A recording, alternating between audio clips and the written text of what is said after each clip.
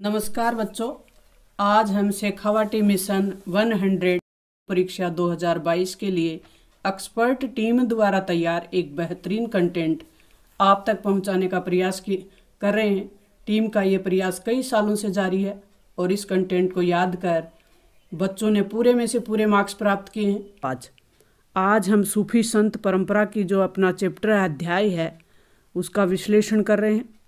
सूफी संत परंपरा, प्रसिद्ध जगन्नाथ मंदिर पुरी में संत कवि अपार सफदर और सुरदार की जो धातु प्रतिमाएं हैं वो शिव मंदिर में स्थापित करने वाला चोल जो शासक था वो प्रांतक था। गरीब नवाज उपनाम से प्रसिद्ध सूफी संत मोइनुद्दीन चिश्ती थे, ख्वाजा मोइनुद्दीन चिश्ती। तो हमारा स आंसर सही हो जाएगा। मुगल शहजादी जिसने ख्वाजा मोइनुद्दीन चिश्ती की जीवनी मुनीस अल अखा यानी आत्मा का विश्वस्त की रचना की वो थी जहां आरा। जहां आरा नाम की एक महिला थी यानी शहजादी थी जिसने ये रचना की थी। पद्मावत ग्रंथ अत्यंत महत्वपूर्ण प्रश्न चल रहे हमारे। पद्मावत ग्रंथ की रचना मलिक मोहम्मद जायसी ने की। सूफी संत जैसे अनुयायी सुल्तान उल मशेख यानी शेखों में सुल्तान कहकर संबोधित करते थे वो कौन से थे? तो शेख निजामुद्दीन औलिया थे। शेख सलीम चिश्ती की दरगाह अजमेर में शेख सलीम चिश्ती की जो दरगाह है वो फतेहपुर सिकरी। शेख सलीम चिश्ती की दरगाह फतेहपुर सिकरी में। अपना द ऑप्शन सही हो जाएगा। खालसा पंथ की स्थापना किसने की? तो गुरु गोविंद सिंह जी ने की थी। 10वें गुरु थे गुरु गोविंद सिंह। खालसा पंथ की स्थापना की इन्होंने। तो खालसा पंथ की स्थापना करने वाले गुरु गोविंद सिंह थे। हालांकि इतिहास में कुछ शब्द इतने कठिन हैं लेकिन ये सब्जेक्ट कुछ बच्चों को बोरिंग भी लगता है, लेकिन ये सब्जेक्ट इतना इंटरेस्टिंग है, इतना महत्वपूर्ण है, इतना स्कोरिंग सब्जेक्ट है कि इसमें हम पूरे में से पूरे मार्क्स बना सकते हैं। और 100 में से 100 मार्क्स मेरे आंखों के सामने बच्चों ने बनाए हैं। तो इस सब्जेक्ट में आप यूँ आनंद लेके पढ़ें। हर पाठ को, हर चैप्टर को कहानी के रूप में पढ़ें। फिर उसके जो फैक्ट हैं वो याद करें। फैक्चुअल सब्जेक्ट है, 100 में से 100 नंबर लाने वाला सब्जेक्ट है। तो इस सब्जेक्ट में अच्छे नंबर बनाए जा सकते हैं। तो भारत का सबसे प्रभावशाली सूफी सिलसिला कौन सा था? अपना जो नेक्स्ट प्रश्न है वो 9 नंबर का है। 9 नंबर का प्रश्न हल करेंगे हम। मीराबाई के गुरु कौन थे? तो मीराबाई के गुरु अमीर खुसरो भी नहीं थे, रामानंद भी नहीं थे, तुलसीदास जी भी नहीं थे। तो स ऑप्शन हमारा सही हो जाएगा। रैदास जी थे मीराबाई के गुरु। भारत का सबसे प्रभावशाली सूफी सिलसिला माना जाता है तो ये चिश्ती जो मोइनुद्दीन चिश्ती जिनसे संबंधित है। तो चिश्ती सिलसिला सबसे प्रभावशाली सिलसिला था। मुगल सम्राट जिसने जीवन काल में 14 बार, कितनी बार? 14 बार अजमेर दरगाह जो मोइनुद्दीन चिश्ती की दरगाह है अजमेर दरगाह उसकी जियारत की वो कौन से मुगल शासक थे? अकबर थे, अकबर बादशाह। निम्न में से नैनार महिला संत कौन सी थी? अत्यंत महत्वपूर्ण प्रश्न चल रहे हैं हमारे। नैनार महिला का नाम बताना है आपको। कृकाल अयम्यार थी। कौन सा ग्रंथ? ये महिला नाम थी कृकाल और अम्यार। कौन सा ग्रंथ तमिल वेद के रूप में जाना जाता है? तो नलशिरा दिव्यम प्रबंधम जो ग्रंथ है वो तमिल भाषा है उसका वेद माना जाता है। कीर्ति घोष काव्य ग्रंथ की रचना शंकर देव ने की थी। ख्वाजा मोइनुद्दीन चिश्ती की दरगाह एक प्रसिद्ध दरगाह है तो ये हम सबको पता है, अजमेर में है ख्वाजा मोइनुद्दीन जी की दरगाह। अलवार संत किस मत से संबंधित थे? वैष्णव मत से संबंधित थे, विष्णु धर्म के उपासक थे। नैनार संत किस मत से संबंधित थे? तो ये शैव धर्म से संबंधित थे यानी शिव जी के उपासक थे। इनको आप अच्छी तरह से याद रखें।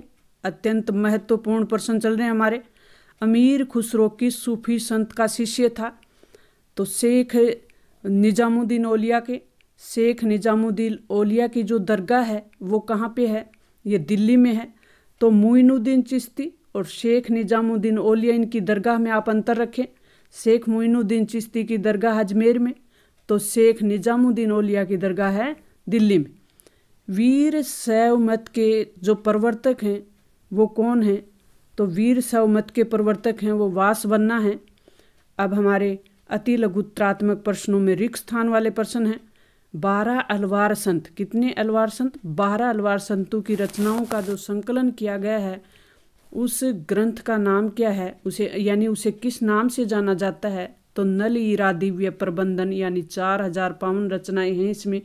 तो ये 12 अलवार संतों की रचना है। अंडाल नामक अलवार महिला, ये मोस्ट इम्पोर्टेंट पर्सन है। इस महिला का नाम पूछा जा सकता है कि महिला का नाम क्या है? तो अंडाल है। अंडाल नामक अलवार महिला, अलवार एक वो संप्रदाय है। संत ने स्वयं को विष्णु की प्रेसी, विष्णु धर्म से संबंधित है अलवार संत, अलवार अपने ऊपर बात की। तो ये विष्णु जी की प्रेसी मानकर प्रेम भावना को छंदों में व्यक्त किया। तो अंडाल, इस महिला का नाम ध्यान रखें आप। कांस्य में ढाली गई नटराज शिव प्रतिमाओं का निर्माण काल कौन से शासकों के टाइम हुआ? चोल वंश के शासकों के टाइम। तो रिक्त स्थान में हम चोल शासक भरेंगे। मुसलमान समुदाय को निर्देशित करने वाला कानून शरिया कानून कहलाता है। गुजरात, खंबात, गुजरात में गिरजाघर निर्माण के लिए शाही फरमान जारी करने वाला मुगल सम्राट कौन था? ये अकबर बादशाह थे। वर्ण परंपरा का पालन नहीं करने वाले प्रवासी समुदायों के लिए जो शब्द प्रयुक्त होता था वो होता था मलेच्छे, यानी वर्ण परंपरा का जो पालन नहीं करते थे और प्रवासी समुदाय, उन्हें मलेच्छे कहा जाता था। सिलसिला का शाब्दिक अर्थ जंजीर, जो शेख और मुरीद के बीच एक रिश्ते का घोतक था। तो हमारे अति महत्वपूर्ण प्रश्न चल रहे हैं। पीर की दरगाह पर उनकी बरसी के अवसर पे जाने वाली यानी की जाने वाली जियारत होती है, उसे उर्स कहा जाता है।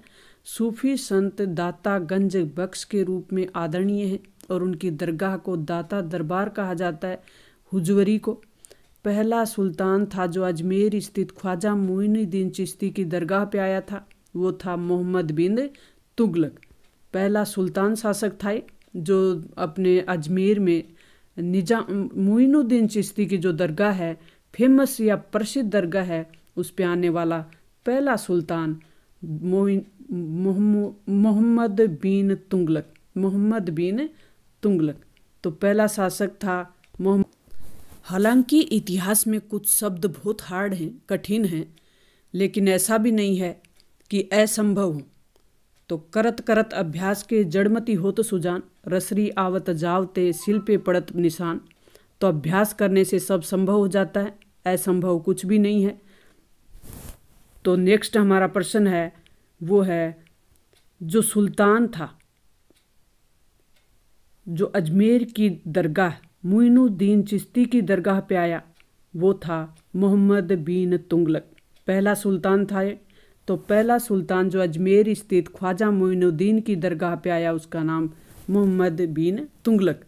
ख्वाजा मोइनुद्दीन चिश्ती की दरगाह पर निर्माण कार्य करवाने वाला प्रथम मालवा का शासक गयासुद्दीन खिलजी। सूफी संत का चिराग ए देहली नाम से जाना जाता है। नसीरुद्दीन को, कबीर को भक्ति का मार्ग दिखाने वाले गुरु, यानी कबीर जी के गुरु कौन थे? रामानंद जी। तो हमारे रिक्त स्थान में हम रामानंद जी को भरेंगे।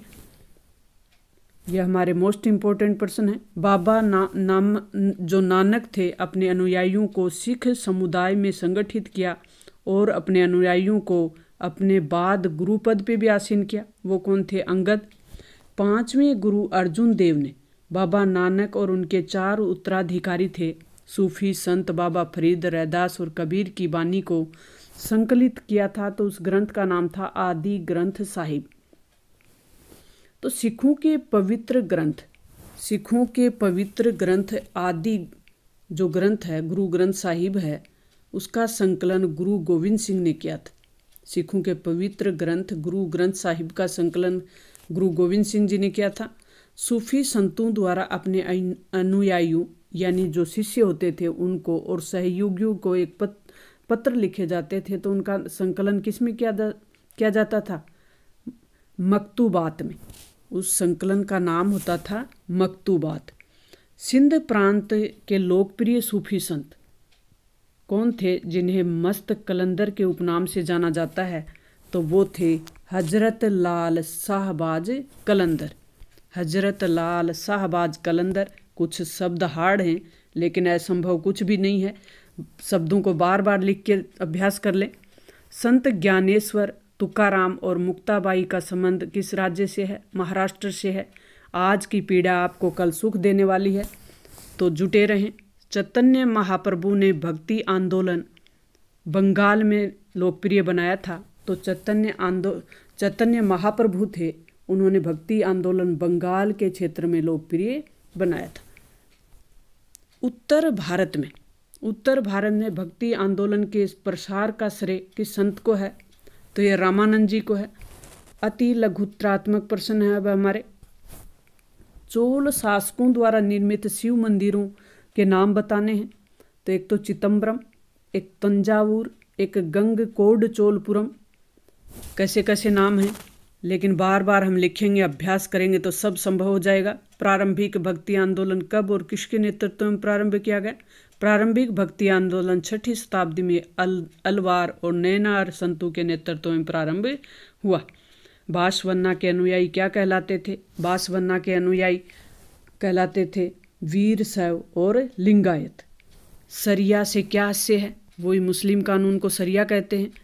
तो जो मुस्लिम कानून हैं या इस्लामी जो कानून हैं उन्हें सरिया कहते हैं, जो कुरान शरीफ और हदीस पर आधारित हैं। उन कानूनों को यानी इस्लामी कानूनों को सरिया कहा जाता है। उलमा से क्या आशय है?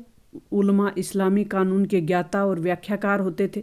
सैद्धांतिक रूप से मुसलमान शासकों को उलमा के मार्गदर्शन पे चलना होता था। उलमा से उपेक्षा की जाती थी कि वे शासन में सरिया का अमल सुनिश्चित करवाएंगे। तो जजिया कर क्या था? जजिया कर एक धार्मिक कर था। एक धार्मिक कर था जिसे मुस्लिम शासक अपने राज्य और गैर इस्लामी प्रजा के संरक्षण की एवज में वसूलते थे। जिम्मी से क्या आशय है? जजिया कर अति महत्वपूर्ण प्रश्न है हमारे। जिम्मी से क्या आशय है? इस्लामी शासकों के राज्य में निवास करने वाली यहूदी और ईसाई जो प्रजा थी उसको जिम्मी कहा जाता था। हदीस से आप क्या समझते हैं? हदीस ग्रंथ को इस्लामी कानून का स्रोत माना जाता था। जो हदीस है उसका अर्थ है कि पैगंबर साहब से जुड़ी परंपराएं जिनके अंतर्गत उनकी स्मृति से जुड़े शब्द और क्रियाकलाप आते हैं। मातृग्रहता परिपाटी से क्या अभिप्राय है? मातृग्रहता परिपाटी का जो परिपाटी है जहाँ स्त्रियां विवाह के पश्चात पति और संतान सहित मायके में ही रहती, तो इस प्रकार की एक परंपरा है। परिपाटी मतलब परंपरा। मुकुट का नगीना नाम से कश्मीर की कौन सी मस्जिद प्रसिद्ध है? शाह हमदान जो मस्जिद है वो इस नाम से प्रसिद्ध है। कादरी सूफी सिलसिले के संस्थापक अब्दुल कादिर जिलानी। कादरी सूफी सिलसिले के संस्थापक अब्दुल कादिर जिलानी। चिश्ती सिलसिले के नामकरण के बारे में बताइए। प्रसिद्ध सूफी सिलसिले चिश्ती जो अजमेर में मोइनुद्दीन चिश्ती जिससे संबंधित है। चिश्ती सिलसिले का नामकरण मध्य अफगानिस्तान के चिश्ती शहर के आधार पर हुआ है। जियारत से आप क्या समझते हैं? आध्यात्मिक आशीर्वाद, यानी कहें कि बरकत की कामना के लिए सूफी संत की दरगाह पर की जाने वाली धार्मिक यात्रा को जियारत कहा जाता है। बाबा फरीद की काव्य रचनाएं किस ग्रंथ में संकलित हैं? तो ये आदि ग्रंथ साहिब में संकलित हैं। चिश्ती समाह से आप क्या समझते हैं? तो चिश्ती जो उपासना है, प्रार्थना एक प्रकार से, चिश्ती उपासना परंपरा में नाच और संगीत का विशेष महत्व है। तो सूफियों के आध्यात्मिक संगीत की जो महफिल है उसे समा कहा जाता है, समा बांधना। कोल का अर्थ स्पष्ट कीजिए। कोल अरबी भाषा का शब्द है जिसका अर्थ होता है कहावत। कोल को कव्वाली यानी कहावत यानी कौल को कव्वाली गायन के शुरुआत और अंत में गाया जाता है। कव्वाली गायन कौन यानी कहावत के प्रचलन का श्रेय किसे है? अमीर खुसरो को है। ये हमारे अति महत्वपूर्ण प्रश्न चल रहे हैं। उन 2 सूफी संतों के नाम बताने हैं जिन्होंने शाही भेंट को अस्वीकार कर दिया था, यानी शाही भेंट स्वीकार नहीं की थी। वो 2 सूफी संत हैं, शेख निजामुद्दीन औलिया और शेख फरीदुद्दीन। मुगल सम्राट अकबर के अपने समकालीन किस सूफी संत के घनिष्ठ संबंध थे? तो शेख सलीम चिश्ती, जिनकी अपने पीछे बात की, वो शेख सलीम चिश्ती कहाँ पे है?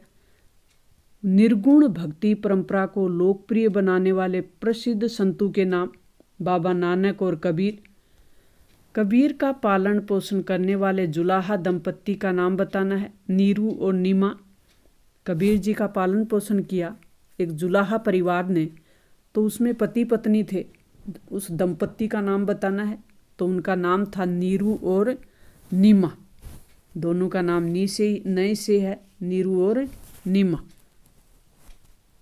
गुरु नानक का जन्म कब और कहाँ हुआ? गुरु नानक जी का जन्म 1469 में यानी 69 में पंजाब के ननकाना साहब में होता है। देवी की उपासना पद्धति को किस नाम से जाना जाता है? देवी की आराधना पद्धति को तांत्रिक के नाम से जाना जाता है। तांत्रिक के नाम से। नयनार संतों के शैव भजनों का संकलन किस तमिल ग्रंथ में किया गया है? तो ये तवरम है। शरिया की अवहेलना करने वाले सूफी संत क्या कहलाते हैं?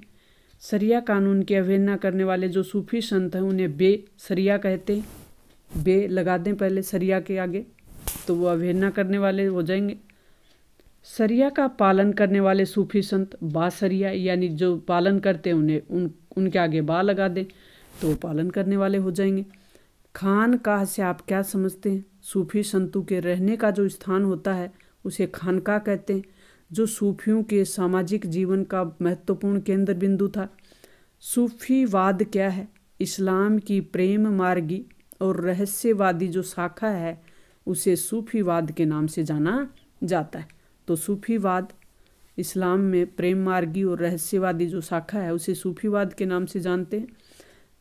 तज़किया क्या है? अब तज़किया सूफी संतों की जीवनियों का स्मरण तज़किया कहलाता है। नेक्स्ट जो हमारा प्रश्न है 30 नंबर, कफ उल मजह नामक पुस्तक किसने लिखी? अबुल हसन अल हुजूरी ने। कवाइद उल फयाद ग्रंथ की रचना किसने की? अमीर हसन सिजी ने।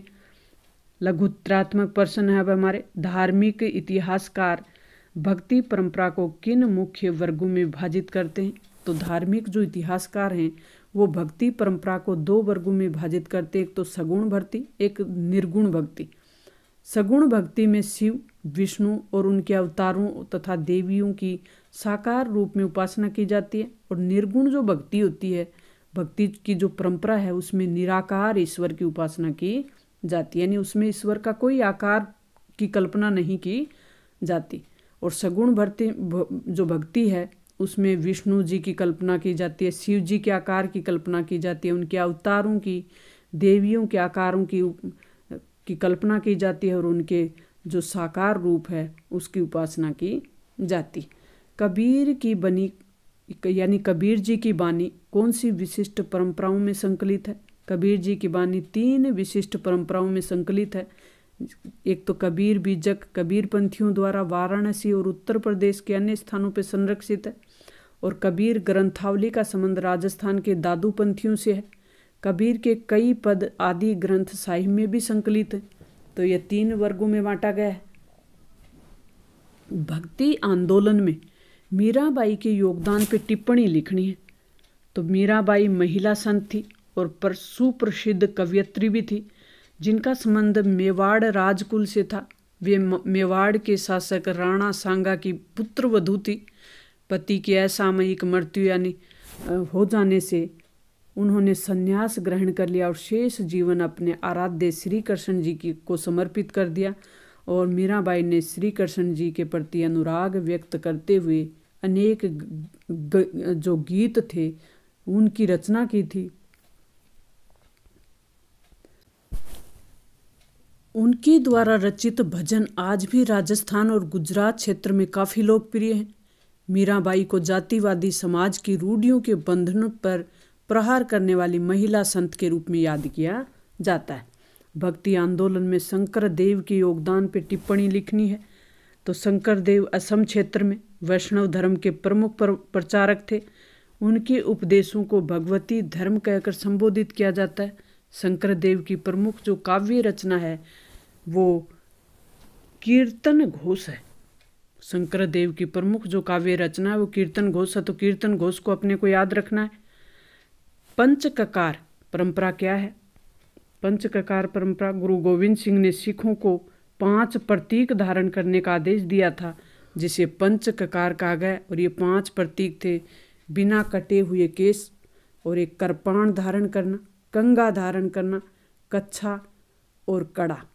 ये 5 चीज़ें गुरु गोविंद सिंह ने सिखों को 5 प्रतीक के रूप में धारण करने का आदेश दिया था। इसे पंचककार के नाम से जाना जाता है। कर्नाटक की वीर शैव परंपरा पर संक्षिप्त टिप्पणी लिखनी है कि 12वीं शताब्दी में कर्नाटक में बासवन्ना के नेतृत्व में एक नवीन धार्मिक आंदोलन चला था। बासवन्ना के अनुयायी वीर शैव व लिंगायत कहलाए। ये ऊपर भी हमने देखा है। इस समुदाय के लोग शिव की पूजा लिंग के रूप में करते हैं। लिंगायतों ने जाति की अवधारणा और पुनर्जन्म सिद्धांत का विरोध किया। सूफीवाद और भक्ति आंदोलन की समानताओं पे टिप्पणी लिखनी है। सूफी आंदोलन और भक्ति आंदोलन। सूफीवाद और भक्ति आंदोलन ने एक दूसरी विचारधारा को प्रभावित किया। सूफीवाद ने भक्ति आंदोलन को और भक्तिवाद आंदोलन ने सूफीवाद को, यानी इन्होंने एक दूसरी विचारधारा को प्रभावित किया और दोनों में अनेक समानताएं भी दिखाई दी। एकेश्वरवाद, ईश्वर एक ही है, ये इन दोनों की विचारधारा थी। मानवतावादी दृष्टिकोण, यानी जो मानव है, मनुष्य है, उसको मानवता रूपी धर्म का पालन करना चाहिए। प्रेम मार्गी विचारधारा, दोनों ही जो विचारधारा हैं वो प्रेम में विश्वास करती हैं कि इंसान को इंसान से प्रेम करना चाहिए। गुरु की महिमा का गुणगान दोनों ही विचारधारा ने किया है। सहनशीलता पर दोनों ही विचारधाराओं ने जोर दिया है। सहिष्णुता, सहनशीलता, इन विचारों पे दोनों विचारधाराओं ने जोर दिया है। कबीर और नानक सामाजिक चेतना के प्रहरी थे। कथन की समीक्षा करनी है। कबीर जी और नानक जी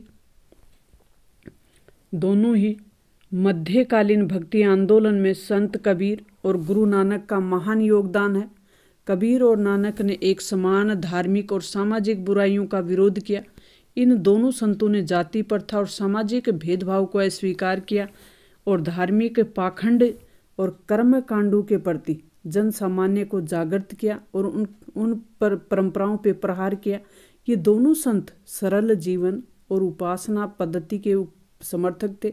इस प्रकार कबीर और नानक धार्मिक उपदेशक होने के साथ साथ सामाजिक चिंतक भी माने जाते हैं। तो समाज सुधारक भी माने जाते हैं, चिंतक भी माने जाते हैं। महान और लघु परंपराओं में से आप क्या समझते हैं? महान परंपरा और लघु परंपरा। समाजशास्त्री रॉबर्ट रेडफील्ड ने कर्षक समाज के धार्मिक और सांस्कृतिक आचरण को महान और लघु परंपराओं में विभक्त किया है। रेडफील्ड के अनुसार कर्षक समाज उन कर्मकांडों और पद्धतियों का अनुसरण करने में अधिक रुचि रखते थे जो समाज के अभिजात वर्ग यानी जैसे राजा और पुरोहितों द्वारा अपनाई जाती थी। इन कर्मकांडों को रेड जो फील्ड थे उन्होंने महान परंपरा कहा। कर्षक समुदाय सामाजिक जीवन में जिन स्थानीय लोकाचारों का पालन करते थे, नियमों का पालन करते थे, उन्हें लघु परंपरा के नाम से संबोधित किया। तो लघु और जो महान परंपराएं हैं उनको समाजशास्त्री रॉबर्ट रेडफील्ड ने 2 भागों में विभाजित किया था।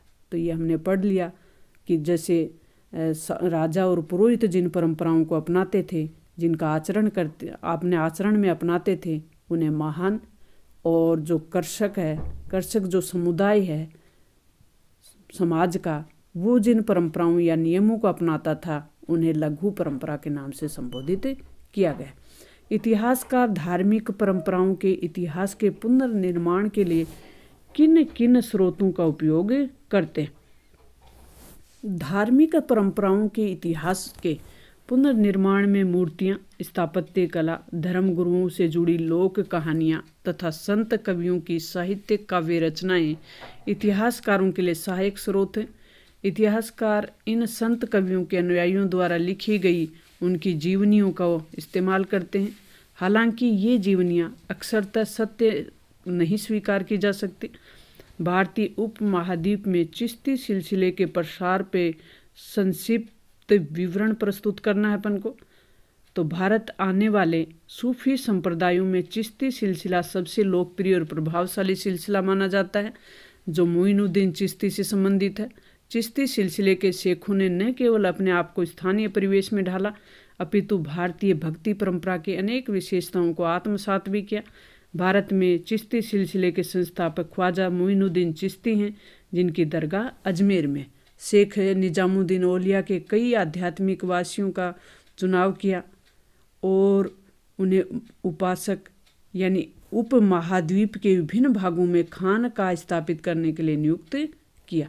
इस वजह से चिश्तियों के उपदेश, व्यवहार और संस्थाएं तथा शेख निजामुद्दीन औलिया का यश संपूर्ण भारत के एशिया उपमहाद्वीप में महाद्वीप में फैल गया और चिश्ती सिलसिले को व्यापक लोकप्रियता प्राप्त हुई। तो हमारा प्रश्न है कि भारतीय उपमहाद्वीप में चिश्ती सिलसिले के प्रसार पर संक्षिप्त विवरण प्रस्तुत करना। भारत आने वाले सूफी संप्रदायों में चिश्ती सिलसिला सबसे लोकप्रिय और प्रभावशाली सिलसिला माना जाता है और चिश्ती सिलसिले के शेखों में न केवल अपने आप को स्थानीय परिवेश में ढाला, अपितु भारतीय जो भक्ति परंपरा है उसकी अनेक विशेषताओं को भी उन्होंने आत्मसात कर लिया था यानी अपना लिया था। भारत में चिश्ती सिलसिले के संस्थापक ख्वाजा मोइनुद्दीन चिश्ती थे। शेख निजामुद्दीन औलिया ने कई आध्यात्मिक वासियों का चुनाव किया और उन्हें उपमहाद्वीप के विभिन्न भागों में खानकाह स्थापित करने के लिए नियुक्त किया। इस वजह से चिश्तियों के उपदेश, व्यवहार और संस्थाएं शेख निजामुद्दीन औलिया का यश संपूर्ण उपमहाद्वीप में फैल गया और चिश्ती सिलसिले को व्यापक लोकप्रियता प्राप्त हो गई। चिश्ती सिलसिले से संबंधित प्रमुख उपदेशक और उनके केंद्रों के नाम बताने हैं। तो सूफी संत ख्वाजा मोइनुद्दीन चिश्ती, ये अजमेर में है। शेख कुतुबुद्दीन बख्तियार काकी, ये दिल्ली में है। शेख फरीदुद्दीन गंज ए शक्कर, ये अजोधन पंजाब में है। शेख निजामुद्दीन औलिया दिल्ली में है। शेख नसीरुद्दीन चिराग ए दिल्ली, ये दिल्ली में है। कई शब्द बड़े हार्ड हैं, बड़े कठिन हैं, लेकिन असंभव कुछ भी नहीं है। बार बार प्रयास करें, अभ्यास करें। शब्द जो कठिन हैं उनको लिख के अभ्यास करें। प्रारंभिक अलवार और नयनार संतों के जाति व्यवस्था के संबंध में विचारों पर संक्षिप्त टिप्पणी लिखनी है। इतिहासकारों का मानना है कि अलवार और नयनार संतों ने जाति प्रथा और ब्राह्मणवादी जो प्रभुत्व है उसके विरोध में आवाज़ उठाई। कुछ हद तक ये बात सत्य भी प्रतीत होती है, क्योंकि शिल्पकार, किसान और अस्पृश्य माने जाने वाले विविध जो समुदाय थे को भक्ति संत आए।